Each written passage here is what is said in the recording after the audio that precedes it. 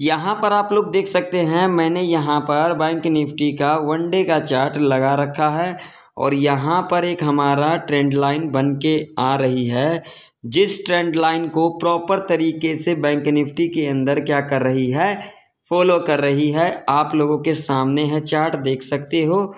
यहाँ से देख सकते हो मल्टीपल टाइम जो है सपोर्ट लिया गया है इसी ट्रेंड लाइन से। देख सकते हो एक बार, दो बार, तीन बार और चार बार देख सकते हैं यहाँ से क्या लिया गया है, सपोर्ट लिया गया है। और आज के दिन जो क्लोजिंग दिया है बैंक निफ्टी के अंदर वो दिया है 49,396 के ऊपर क्या दिया गया है, क्लोजिंग दिया गया है। देखिए, मैंने आप लोगों को 10 दिन पहले ही कह दिया था जो बैंक निफ्टी 50,000 के लेवल तक जाता हुआ दिख सकता है। लाइव प्रूफ आप लोगों के सामने है, देख सकते हो। देखिए, यहाँ पर कोई भी हवाई के अंदर बात नहीं होता है बिना लॉजिक का। आप लोगों को समझना चाहिए, यहाँ पर देख सकते हो किस लॉजिक से आप लोग मार्केट के अंदर ट्रेड करते हो। देख सकते हो जो पिछला लो है कभी भी यहाँ पर ब्रेक हुआ है, बिल्कुल भी नहीं हुआ है, यहाँ पर आप लोग देख सकते हो। तो फिर आप लोग क्यों यहाँ पर पुट के चक्कर में पड़े रहते हो?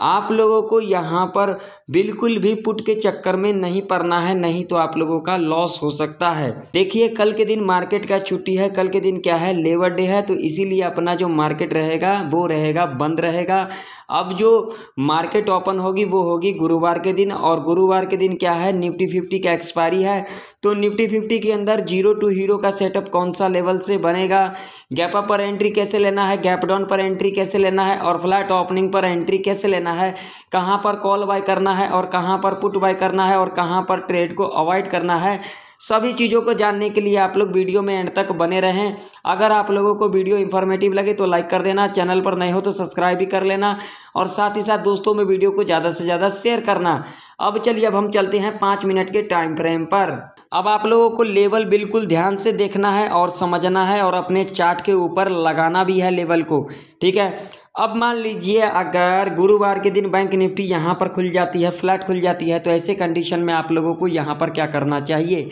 अगर यहाँ पर फ्लैट खुलती है और फ्लैट खुलने के बाद अप्रॉक्सीमेट फर्स्ट आवर के टाइम पर यहाँ पर इस तरीके का क्या कर देती है, कंसोलिडेट कर देती है, और उसके बाद नेक्स्ट आवर के टाइम पर जिस साइड भी ब्रेकआउट या फिर ब्रेक डाउन कर देती है, आप लोग यहाँ पर अपना ट्रेड को प्लान कर सकते हैं और प्रॉफिट आप लोगों को यहाँ पर बढ़िया बनता हुआ दिख सकता है। अब मान लो कि अगर गुरुवार के दिन बैंक निफ्टी इस लेवल के ऊपर गैप अप ओपनिंग ले लेती है, जो कि लेवल निकल के आ रही है 49,427 का, अगर इस लेवल के ऊपर गैप अप ओपनिंग ले लेती है तो यहाँ पर कॉल की एंट्री कैसे लेना है, जरा ध्यान से समझना। गैप अप ओपनिंग लेने के बाद जब इस लेवल पर दोबारा रिट्रेसमेंट करने आती है, ठीक है, समझ लेना आप बातों को, जब इस लेवल पर दोबारा रिट्रेसमेंट करने आती है और ये जो हाई बनाया है, रिट्रेसमेंट करने के बाद जब इस हाई को यहाँ पर ब्रेकआउट कर देती है, तब आप लोग यहाँ पर सेफ कॉल बाय कर सकते हैं और टारगेट आप लोगों का यहाँ पर 100 से लेकर के 200 पॉइंट तक का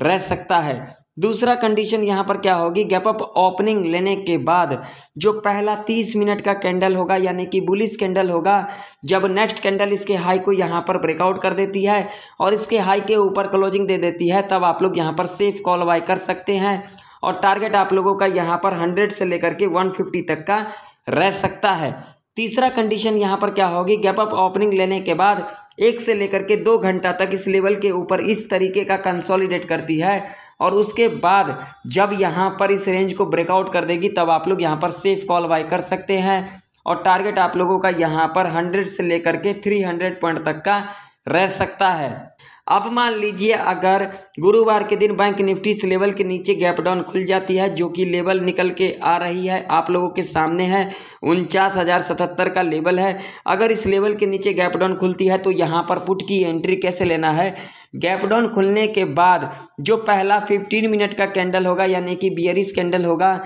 जब नेक्स्ट कैंडल इसके लो को यहाँ पर ब्रेक डाउन कर देती है और इसके लो के नीचे क्लोजिंग दे देती है, तब आप लोग यहाँ पर सेफ पुट बाय कर सकते हैं और टारगेट आप लोगों का यहाँ पर 100 से लेकर के 150 तक का रह सकता है। दूसरा कंडीशन यहाँ पर क्या होगी, गैप डाउन खुलने के बाद जब इस लेवल पर दोबारा रिटेस्ट करने आती है और जब इस लो को यहाँ पर ब्रेक डाउन कर देगी रिट्रेसमेंट करने के बाद, तब आप लोग यहाँ पर से पुट बाय कर सकते हैं। और टारगेट आप लोगों का यहाँ पर 100 से लेकर के 300 पॉइंट तक का रह सकता है। अब आप लोगों के सामने निफ्टी 50 का चार्ट है और यहाँ पर जो टाइम फ्रेम लगा हुआ है 5 मिनट का टाइम फ्रेम लगा हुआ है। अब जो निफ्टी 50 के अंदर जो इंपॉर्टेंट रेजिस्टेंस रहने वाली है वो रहने वाली है ये वाला लेवल, जो कि लेवल है 22,677 का। मान लीजिए अगर गुरुवार के दिन निफ्टी 50 इस लेवल के ऊपर गैप अप ओपनिंग ले लेती है तो यहाँ पर कॉल की एंट्री कैसे लेना है। पहला कंडीशन को जरा ध्यान से समझना। गैप अप ओपनिंग लेने के बाद जब इस लेवल के ऊपर अप्रोक्सीमेट 1 घंटा सस्टेन कर जाती है, यानी कि